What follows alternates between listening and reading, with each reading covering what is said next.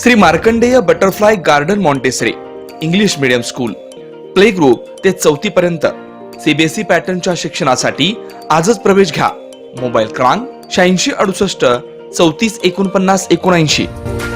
मी निमित्तानं जिल्हा कर्नाटक आणि आंध्रमधून येणाऱ्या भक्तांचं या निमित्तानं देवस्थानच्या वतीनं मनपूर्वक स्वागत करतो आणि या यात्रेमध्ये सर्व धार्मिक विधीमध्ये त्यांनी सहभाग घ्यावा.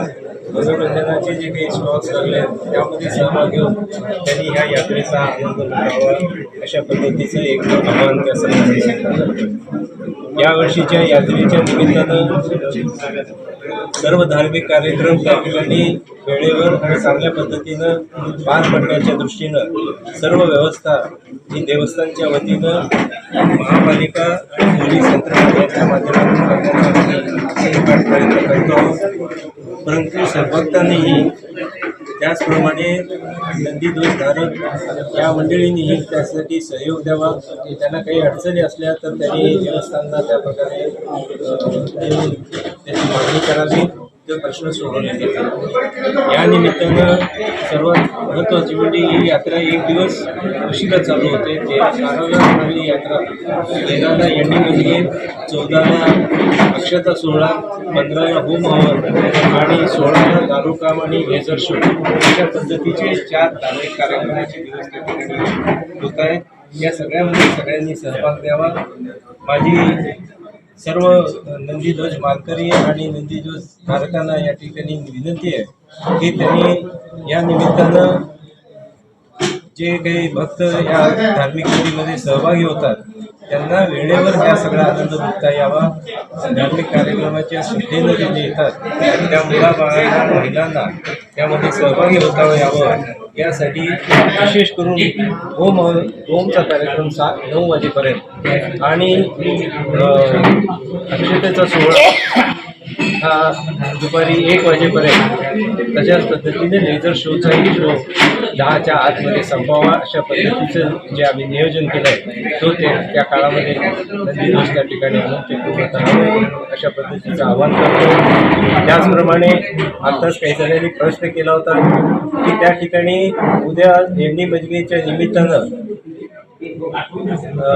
हिरे हब्बू यांच्या वाड्यामध्ये पहिल्या आणि दुसऱ्या नंदीध्वजाची पूजा करून त्या ठिकाणी आपण त्याला 68 लिंगाची मिरवणूक सुरू करतो. त्याच वेळेस उरलेले 5 नंदीध्वज हे बाहेर उभारलेले असतात.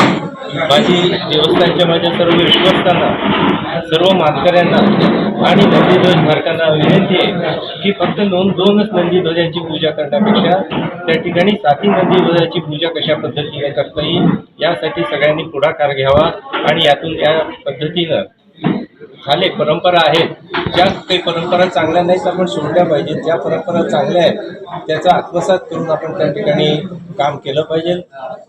हिरे हब्बूच्या वाड्यामध्ये 2च नंदीध्वजाची जर अडचण त्या ठिकाणी असेल जागेची तर उरलेल्या 5 नंदीध्वजांना मल्लिकार्जुन मंदिरामध्ये घेऊन देवस्थानच्या माध्यमातून त्या ठिकाणी पूजा केली जावी अशी एक अपेक्षा माझी या निमित्तानं राहील. कारण या निमित्तानं ज्या परंपरेमध्ये आपण ह्या सर्व मंडळी म्हणजे पहिल्यांदा जेव्हा योगदंड निघायचा, फक्त योगदंड निघायचा, पुढे एक नंदीध्वज झाला, दुसरे नंदीध्वज झाला आणि त्यानंतर 5 नंदीध्वज झाले आणि नंतर 7 नंदीध्वज झाले. हे सर्व वेगवेगळ्या समाजाचे जरी समाजाचे जर प्रतिनिधित्व करत असले तरी परंतु हे सिद्धेश्वराच्या योगदंडाचे प्रतीक आहे आणि म्हणून सगळ्याला समान अशा पद्धतीचं त्या ठिकाणी व्हावा. एकाची पूजा होत असताना एक रस्त्यावर वाट बघत बसणं हे मला माझ्या वैयक्तिक मताला पटत नाही. तर सगळ्यांची एकत्र अशा पद्धतीनं पूजा करता येईल का अशा पद्धतीची भूमिका सगळ्यांनी जर कळत, ही यात्रा ही काही मी आपली माझ्या एकट्याची नाही किंवा देवस्थानची एकट्याची नाही, सगळ्यांची जर भूमिका असेल तर सगळ्यांना सामावून घेणारी ही यात्रा सिद्धेश्वरांनी ज्या सर्व जातींना एकत्र करून केलेलं आहे तर तशाच पद्धतीची ही यात्रा पारंपरिक अशा पद्धतीने हे बदल आपण त्या ठिकाणी केले जावेत अशा पद्धतीचं एक आव्हान, अतिशय नम्र आव्हान. त्याला ह्याच्यामध्ये कोणाचं कमीपणा जास्तपणा करायचा नाही आहे, परंतु या निमित्तानं सगळ्यांना सामावून घेऊन आपण सर्वजण म्हणजे माझ्याबरोबरचे असलेले सर्व विश्वस्त असू देत, सर्व नेते मंडळी जे काही ह्या यात्रेमध्ये भाग घेतात त्यांना पण माझं आव्हान आहे.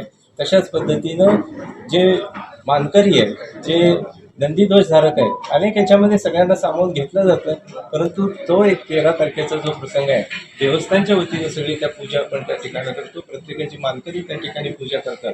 पण एकत्रित अशा पद्धतीनं मल्लिकार्जुन मंदिरमध्ये पूजा व्हावी अशी एक अपेक्षा या निमित्तानं मी व्यक्त करतो आणि त्याचं आव्हान सगळ्यांना.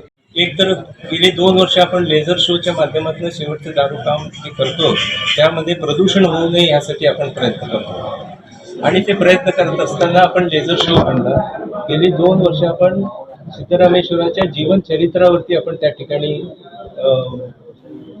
लेझर शो दाखवला. यावर्षी सिद्धेश्वरांची जे पौराणिक कथा आहे की ज्या माध्यमातून सिद्धेश्वरांनी आपल्या शक्तीने जे काही गंजले गांजले लोक होते त्यांच्या आशीर्वाद देऊन त्यांना त्याच्यातून बाहेर काढलं, तर तशा पद्धतीच्या ज्या कथा आहेत त्या दाखवण्याचा आमचा प्रयत्न राहील, जेणेकरून सिद्धरामेश्वराचं चरित्र, सिद्धेश्वराचं अशा पद्धतीच्या ज्या काही घटना त्या ठिकाणी नोंदलेल्या आहेत किंवा त्यांचं वचन साहित्य ह्यावरती अशा पद्धतीचा फोकस हा लेझर शोच्या माध्यमातून राहणार आहे. मनोरंजनामध्ये आत्ताच आपण बोललो